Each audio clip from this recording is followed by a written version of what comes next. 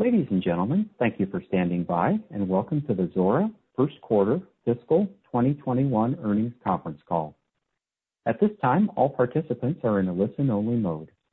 After the speaker's presentation, there will be a question-and-answer session. To ask a question during the session, you will need to press star one on your telephone. Please be advised that today's conference is being recorded. If you require any further assistance, please press star zero. I would now like to hand the conference over to your speaker today, Joon Huh, VP of Finance. Thank you.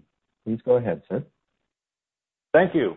Good afternoon and welcome to Zuora's First Quarter Fiscal 2021 Earnings Conference Call.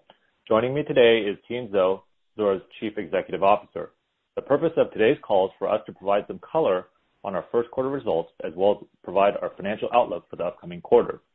Some of our discussion and responses today will include forward-looking statements. So as a reminder, our actual results could differ materially as a result of a variety of factors. You can find information regarding those factors in the earnings release we issued today in our most recent filings with the SEC. Finally, we'll be referring to several non-GAAP financial measures today, and reconciliations to the related GAAP measures are included in our earnings release.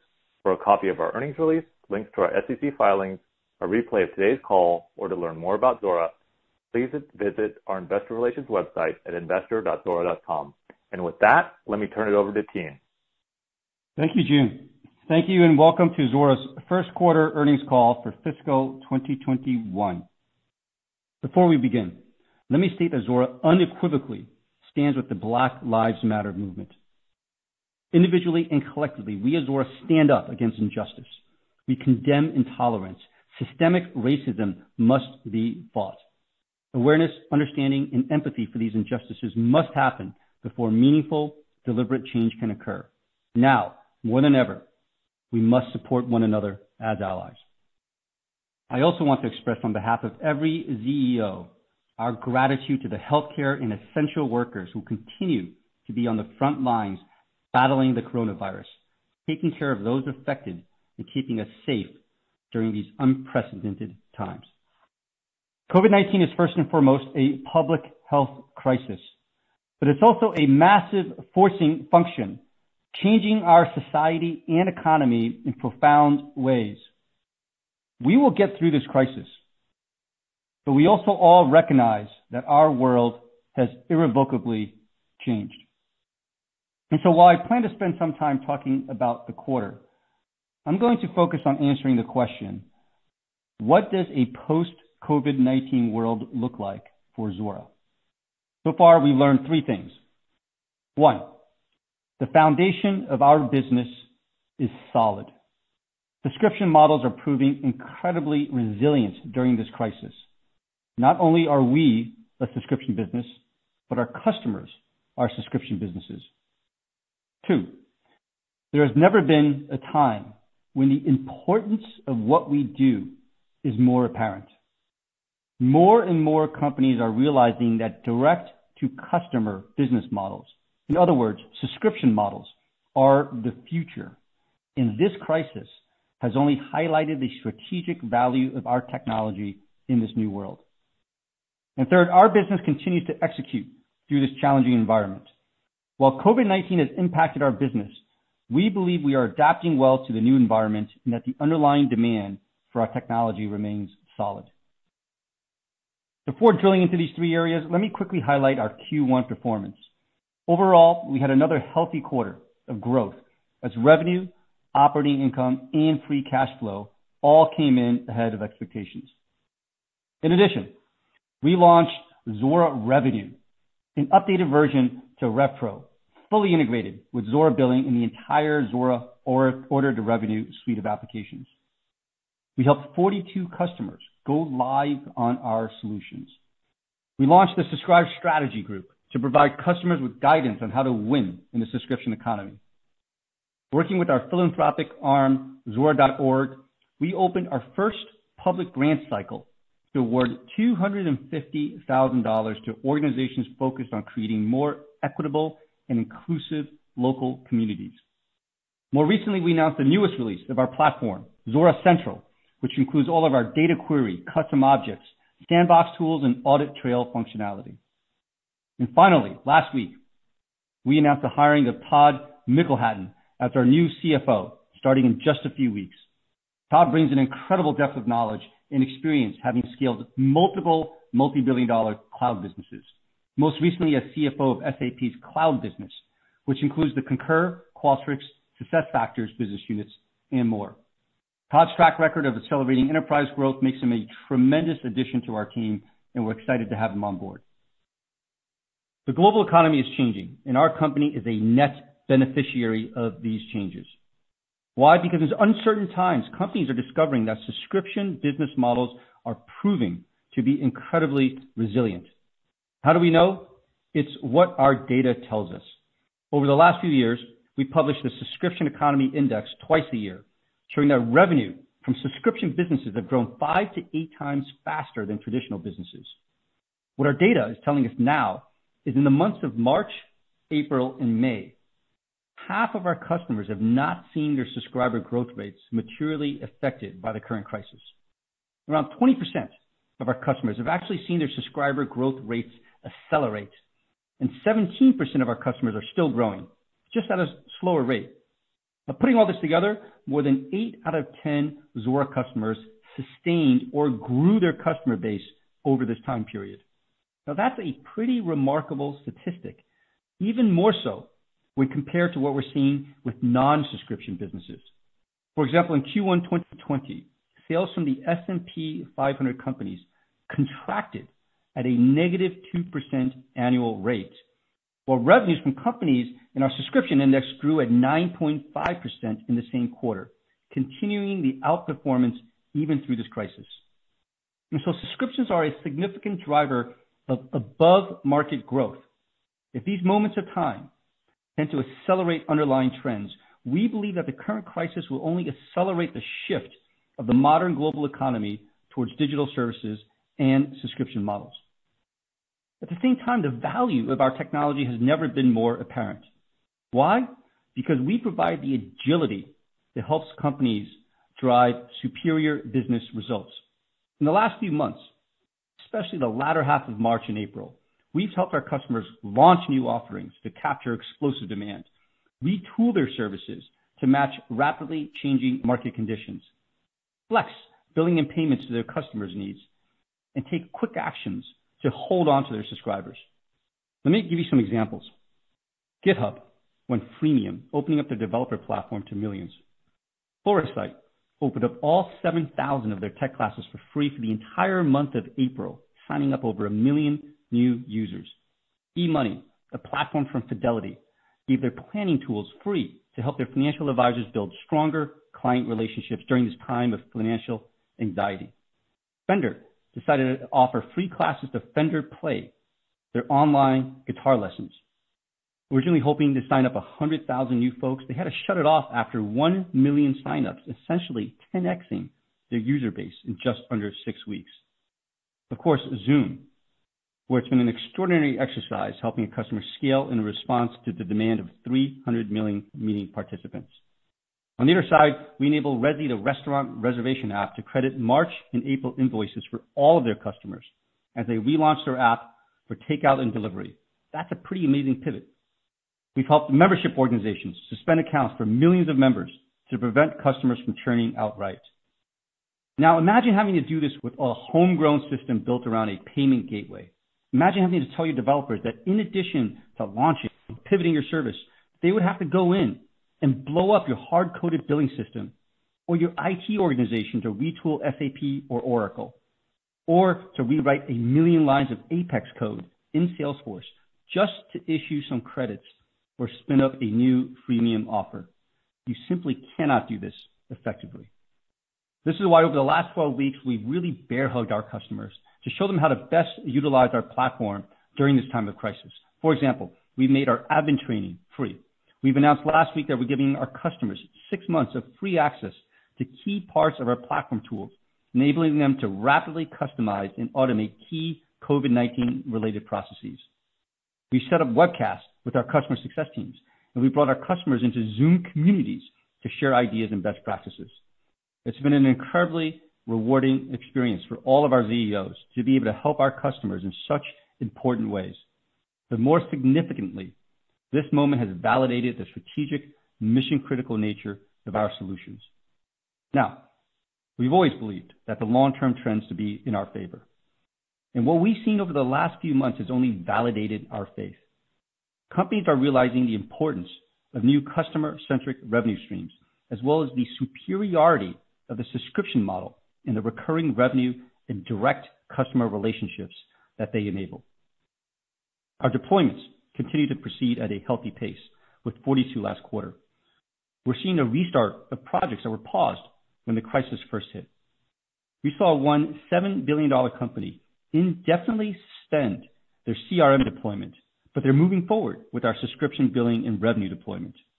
We've seen a large manufacturing company that, while it's furloughing employees, they're still moving forward with our connected device project. We continue to see a steady month-over-month improvement throughout the quarter in the quality of our pipeline. There were some early concerns about how the crisis would significantly hinder our ability to sell and deploy enterprise solutions, but those concerns have not proven to be true. Everyone is at home right now, including our prospects, and Zoom has been the big equalizer. That being said, many companies are still in a state of change. They're all sorting through their internal priorities and processes, leading to a lot more noise in the system. The result is it can take longer to finalize some deals, causing them to slip out of the quarter. The good news is, of those Q1 deals that slipped, 75% of them closed in May. We've also been helping some of our long-standing customers in industries like sports and travel with volume credits and payment deferrals. In certain situations, we are intentionally targeting lighter deals, leading to faster deployments. And we know that once we get operational with real revenue flowing through our system, we'll have the ability to expand. Now, all this means that in the short term, there will be some impact on billings for the next quarter, but we expect to see the long-term growth trends to stay intact. The vision for our company has not changed. We remain focused on building a durable business for the long run. If anything, the current crisis has only emphasized the importance of subscription business models. Just look at how our lives have dramatically changed over just the last 12 weeks. We now live in a world of on-demand digital services for work, entertainment, transportation, health, media. The list goes on. Zuora is the market leader and remains committed to helping our customers and prospects accelerate into this subscription economy. Now let me turn it over back to June to go through our financial details. Thanks, Tien. As Tien mentioned, the world is very different since we reported earnings 3 months ago. Most of us are working remotely, meeting virtually, and social distancing as a part of our daily lives. But what has not changed is our commitment to our employees, customers, and partners around the world. We still have a great opportunity ahead of us to help companies succeed in the subscription economy. Looking at Q1, we came in ahead of expectations for subscription revenue at $56.9 million and total revenue of $73.9 million. We came in well ahead on non-GAAP operating loss of $7.7 million as we saw lower expenses resulting from limited travel and events. And the lower expenses combined with the beneficial timing of payments led to better than expected results for free cash flow of negative $2.2 million for the quarter. Now digging into the details, let's start with the key operating metrics and then I'll move to the transaction volume processed on our platform in Q1. Starting with our customer number, we added a net 19 more customers with over $100,000 in ACV in the quarter, resulting in 18% growth year over year. Despite the virtual sales motion for part of the quarter, the majority of the increase was from new customers. This customer group continues to represent the vast majority of our business, as it makes up 90% of our annual recurring revenue. Turning to our second key operating metric, dollar-based retention ticked down to 103% in Q1. This was driven by lower volume upsell and cross-sell activity compared to the prior year. As you'd expect in the current environment, we're expecting some downsells from customers in the impacted sectors that will affect this metric. Dollar-based retention is a very important metric for us, so let me talk about what we're doing to improve this trend. First, we're investing in our customer success efforts.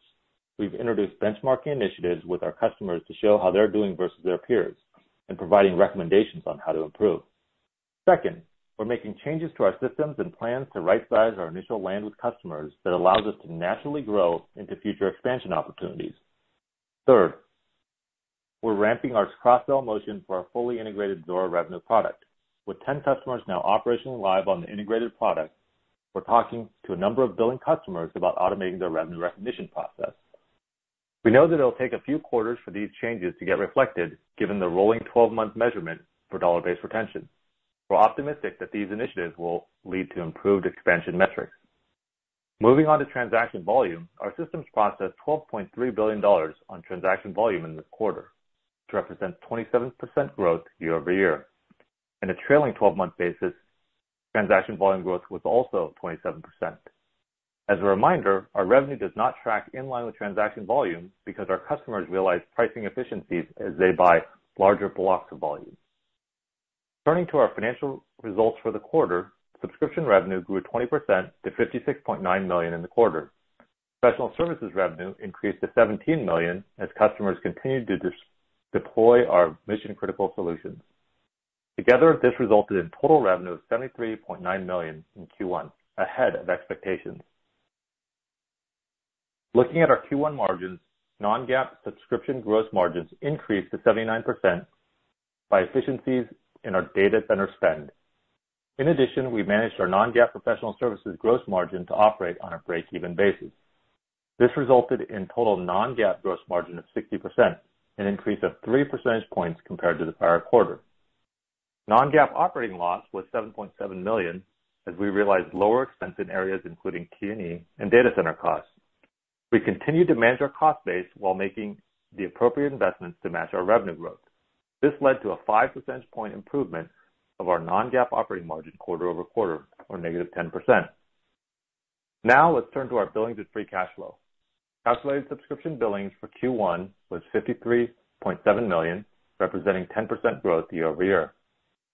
While we saw some notable deals push into Q2, we've already closed a number of those deals to date. Looking ahead, it's difficult to predict billings growth with the economic uncertainty and quarterly fluctuations. We do believe it's prudent to expect a lower growth rate in subscription billings for Q2 versus Q1. Turning to our cash flow, Q1 free cash flow was negative $2.2 million, compared to negative $4.5 million in Q4. This improvement was primarily driven by lower expenses, favorable timing of payments, and a tailwind from ESPP-related cash receipts, which we see in the first and third quarters each year. Total CapEx for the quarter was $5.2 million, with $3.4 million related to the move of our headquarters. For Q2, we expect free cash flow to be approximately negative $10 million, which includes the quarter-over-quarter impact of $4.5 million from ESPP-related payments and $3 million related to the timing of payments and seasonality in our business. With the full year, we expect free cash flow to be better than negative $18 million. We're maintaining our target to be cash flow break-even run rate as we exit Q4 of this year. It's important that we continue to manage our business and drive efficiencies to deliver on this target while investing in our growth. We ended the quarter with $173 million in cash and cash equivalents and remain fully funded against our current operating plan. Our fully diluted share count as of the end of the quarter, April 30th, 2020, was approximately 126.6 million using the treasury stock method. Now, a few comments before we get to our guidance. First, subscription business models are proving to be resilient, and we have two levels of resiliency in our business. We operate a subscription business, and likewise, our customers also run subscription business models. Second, given our shift up market over the last few years, our customer base today is better positioned to weather the economic storm of the current pandemic. The majority of our revenue comes from medium and large businesses that are relying on our agile solutions to meet the demands of this rapidly changing market. Third, our solutions are driving the future growth for our customers. While companies with one-time product sales are struggling, connected services around subscribers are thriving. This is why nearly all of our implementations continue to move forward while other projects have been canceled. Fourth, we're very focused on investing prudently in our business. We plan to continue supporting the long-term success of our customers while maintaining our financial discipline. This includes balancing our costs and meeting our free cash flow targets for the year. Now, turning to our guidance, For Q2, we currently expect total revenue of $72.5 million to $75 million, subscription revenue of $58 million to $59 million, non-GAAP operating loss of $8 million to $7 million, non-GAAP net loss per share of 8 cents to 7 cents, assuming weighted average shares outstanding of approximately 116.6 million. For the full year, FY21, we are withdrawing our outlook. Given the current economic environment, prudence dictates that we think about our financial outlook on a quarterly basis. But despite the macro uncertainty, we have a great opportunity ahead of us, and we feel confident in our ability to execute. And with that, we're happy to take your questions. Operator? As a reminder, to ask a question, you will need to press star 1 on your telephone. To withdraw your question, press the pound or hash key. Please stand by while we compile the Q&A roster. Your first question comes from the line of Scott Berg with Needham. Your line is open. Hi, Tien and Jun. Congrats on the good quarter, and thanks for taking my questions here. I guess, Tien, lots of things to digest there. Let's start with the comments around billings that for the second quarter that I think both you and Jun discussed. Is when we think about lower billings in the quarter, how should we think of it in terms of whatever that number ends up being? Is a certain percentage from the current sales environment? Is a certain percentage from downsells coming? Is it a certain percentage of maybe other buckets out there? That'd be super helpful. Thank you. Yeah, maybe I'll start, and Jun, you can add some color here. But we've always signaled that billings is a complicated number, right? There's typically a bunch of factors. There's a mix of annual versus quarterly. There's the always impact that we often can pull in deals from one quarter to another, early renewals, if you will, that affects billings. And I would say right now in this environment, billings is even more complicated. And so there are certainly situations where we're restructuring contracts for our customers where it's a longer term contract, the TCV value is the same. But given the current environment, right, and given the industries that they're in, they might need some short-term relief that we're trading off for more long-term relationships.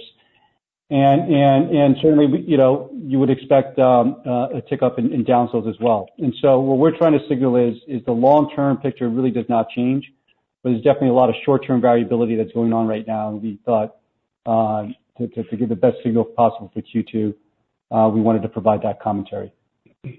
Yeah, and if I could just add there, Scott, is that, we want to be prudent here, right? And we want to do what's right for the customer. So there are some relief programs that we have in place that, as Tien mentioned, that will, slightly impact that number. But the important thing is that, we feel great about the long-term view here and the long-term growth. And so hopefully, I think the prevailing view is that, Q2, Q3 potentially are the lower quarters. But hopefully it comes back quicker than that, and the overall economy comes back quicker than that. Quite helpful. Thank you. And then from a follow-up perspective, there was a comment around targeting lighter deals right now. I actually like that approach in general. Hopefully quicker, smaller deals get a foothold, get a footprint, allow you to show value and upsell and expand from that. But can you help us kind of understand if the traditional sales process brings in $1 worth of maybe ARR for you? What does this lighter sale mean? Is it 50% of that number, 75% of that number? And then the follow-up to that, of course, is how quickly do you think you can upsell those lighter contracts to bring that up to a normalized level? Thank you. Yeah, so I kind of bring you back to the last quarter. We had talked about Ravi Shrav joining from Adobe. He's now got 2 quarters under his belt. The last quarter, as we enter the year, we talked about some of the sales restructuring, really to have long-term, to have a mindset of long-term ownership of the customer relationship, right? And so versus a hunter that closes the deal and throws it over the fence to a farmer. And so now that structure is in place, right, we want the reps really to do what's right for the customer. And in this situation, if the customer is saying, look, this project is really important, this is our future, but help us out with some cash situations, we want the flexibility to do that, right? And we don't want the reps to be penalized, and we want alignment between what we're doing, what the customer is doing. And so I would say in the first part, this is part of the long-term trend. longer-term trend of making sure that we're always focused on long-term customer relationships. Hopefully that is one of the things that June talked about that should lead to higher net dollar retention. It's hard to put a specific number on it, right? Because it really depends on the deal, depends on the region, depends on the person. But we're saying that this really just makes sense in this environment. We've got the flexibility to do that. It's one of the benefits of having a subscription model where you can take that long-term customer view. And it's one of the things that it might put some short-term pressure on that billings number, but it's going to lead to a much better long-term business. Super helpful. Thanks for taking my questions, guys. Thanks, Scott. Your next question comes from the line of Brent Thill with Jefferies. Your line is open. Hi. Hey, guys. Congrats on the good print. This is Love Soda on for Brent Thill. Yes. Hey, two questions from me. One was maybe, Tien, you made some commentary around, how the pipeline is holding up and it's improved sequentially month over month. So maybe if I could ask, what are you seeing out there versus what's being implied in the billings guidance that you guys gave? Yeah, absolutely. You guys talk to a lot of companies out there. I would say that what we're experiencing, and every company is a little bit different, and certainly the coax people differently. But what we're seeing is pipeline generation, and that might be a lot of people are at home, right? They're online, right? They're looking at channels. It's easier to make calls. If you cars that are generating pipe, they could actually do more conversations in a day now that everybody's at home on Zoom than they could before. And so the pipeline generation is good. I think what the difficulty is, it's hard to take the historical conversion metrics that you see in previous quarters and years and simply apply it to the current situation. And just because it's a new situation. And so while we feel good about the pipeline generation, I think we're just being cautious, right? Cautiously optimistic, but cautious pipeline carefully. And let's see how it evolves as these deals move through the system. Yeah, and if I could just add there, Love, we had progressed. I mean, when the coronavirus impacts first hit, we obviously saw some, requests from our customers, and we obviously want to be good partners for them. So things like payment deferral, term. But what we've noticed is that, the pipeline has gotten better throughout the quarter in terms of velocity and quality. And so those things are, in our favor. And we were able to close a number of the slipped deals from Q1 to Q2 in May, as Tien had mentioned. So, I mean, we have good trends and good momentum. I think but we want to do the prudent thing here in terms of thinking about the next quarter. Got it. And maybe another one, if I may, on the margin side. It sounds like you guys had a healthy beat where expectations were.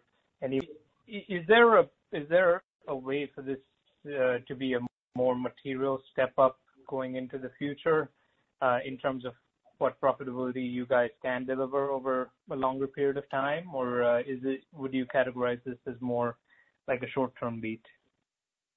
Well, yeah. Why don't I take this one, Tien? So in terms of the margins and our costs, like many other companies, we came in a little bit better on cost because of the limited T&E and travel and virtual events and things like that. So that certainly helped. The real question is, how long does this last, and how long is this sort of lower cost structure, does it stay in place? And so we'll have to see. I think every company probably going through this is, seeing savings here, and we certainly see that, and we expect some of that to continue for the year. But it's hard to tell when this will get back to normal, right? Because next year, hopefully, we are traveling, hopefully we are doing events, and hopefully we are meeting in person, and then those costs would go up. So we're factoring all that in. But the important thing is that we are trying to match our revenue and expenses in terms of how much we grow and how much we invest. And so that's why it's important for us to maintain our margins and actually improve them over time and maintain the free cash flow target by the end of the year. Got it. Great. I'll pass it on. Nice job, guys. Thanks, Luv. Thank you.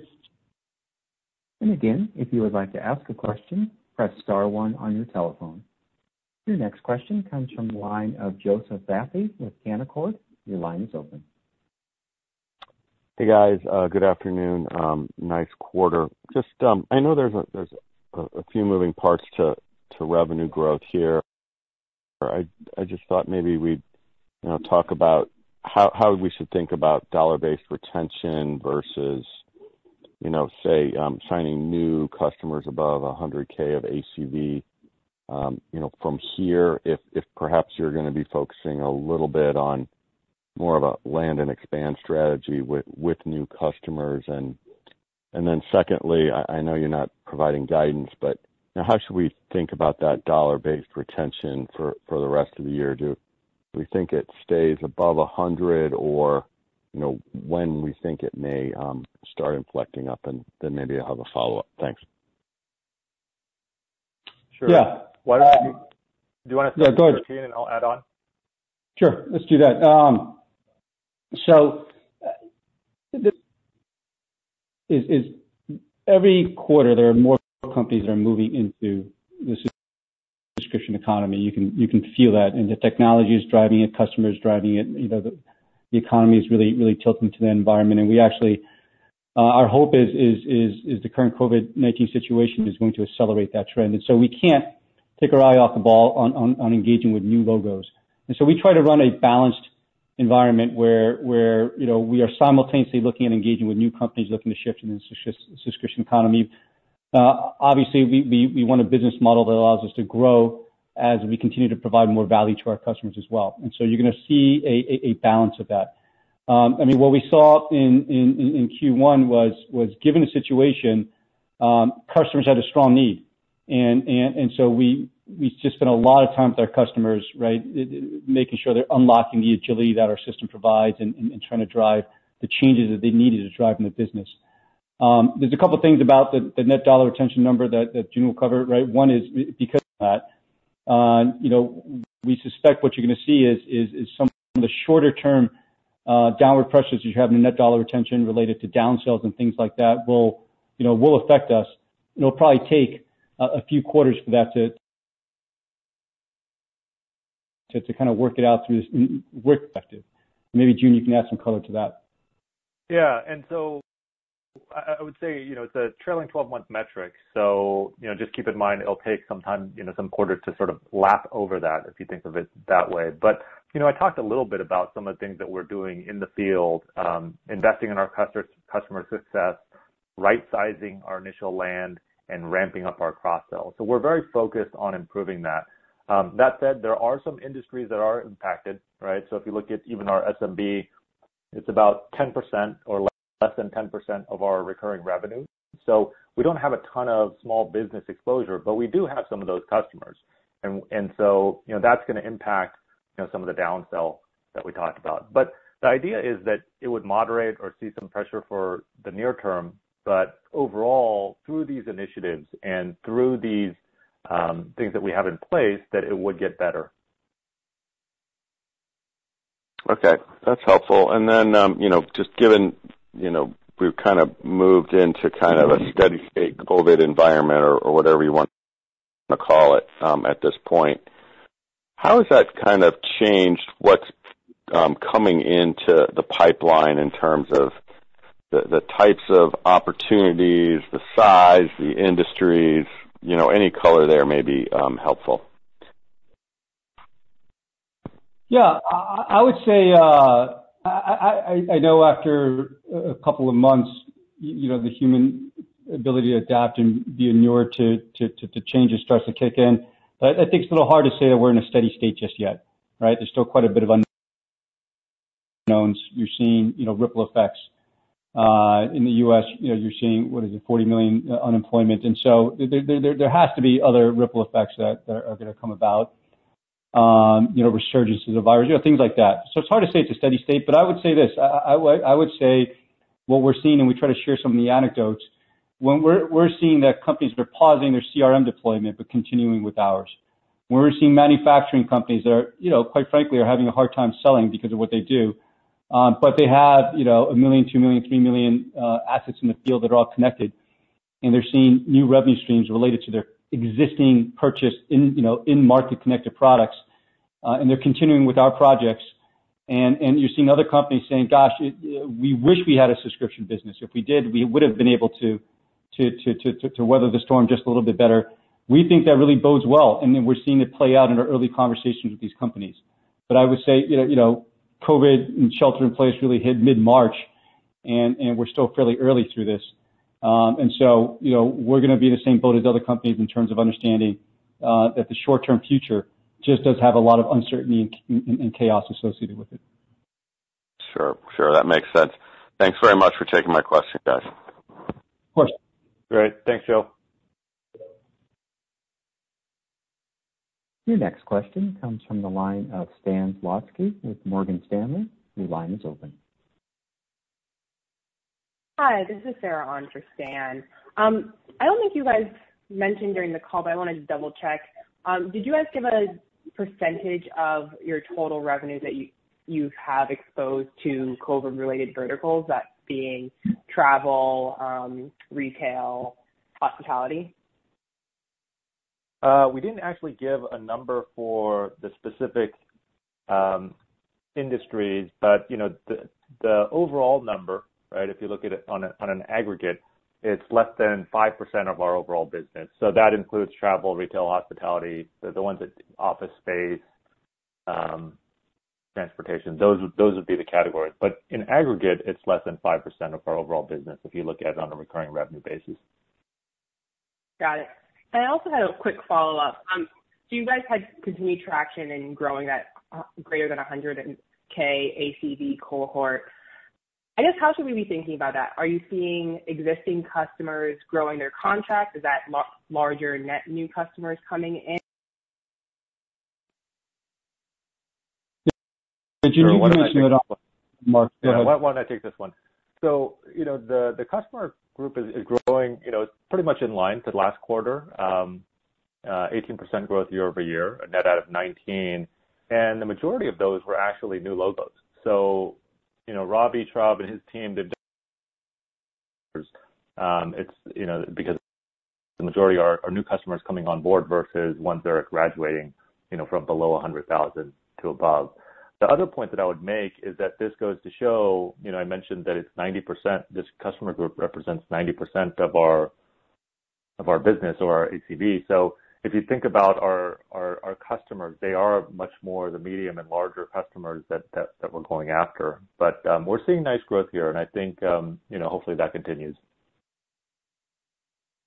Got it. Thank you.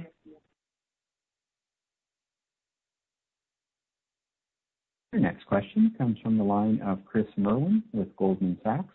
Your line is open. Hey, thanks very much for taking my question. I wanted to ask about Zuora revenue. It sounds like it's an update to the RevPro product that you've already had out there in the market, and with some added functionality. So, what can you say about the initial customer feedback to that so far? Does this introduce any new set of potential competitors, or is this kind of like, mainly going to be a net new deployment for the customers that take it? Just curious, any color you could share there. Thank you. Yeah, so that is what we used to call RevPro. We pushed out a major release of RevPro. The centerpiece of that was the productized integration that we've been talking about in multiple quarters on these calls. We felt pretty good about it, and I think, to be honest, I still slip and call it RevPro all the time. Product folks get mad at me, but we're just trying to harmonize the name. We have Zuora Billing, we have Zuora Revenue now, and that's the name of the product going forward. But it's the same product as RevPro now, fully integrated with Billing. That integration continues to go well. I think we're up to 10 customers that are live, closing their books, running things through.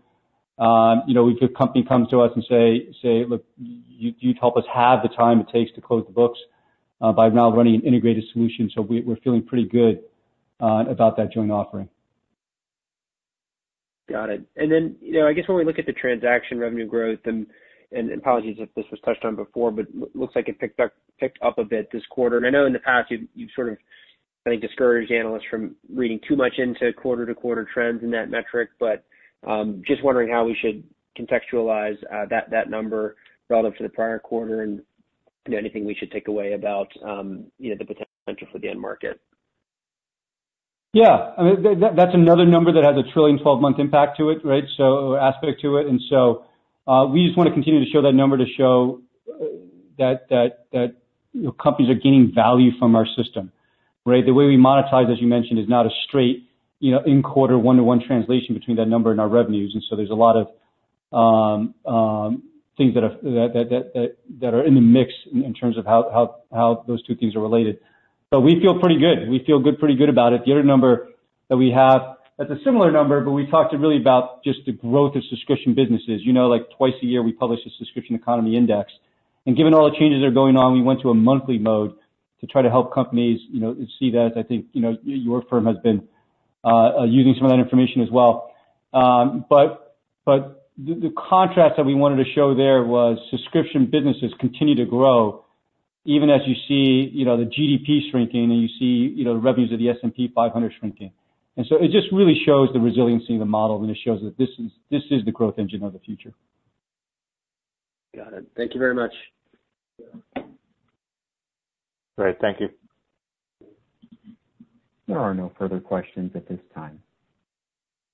Ladies and gentlemen, this concludes today's conference call. Thank you for participating. You may now disconnect.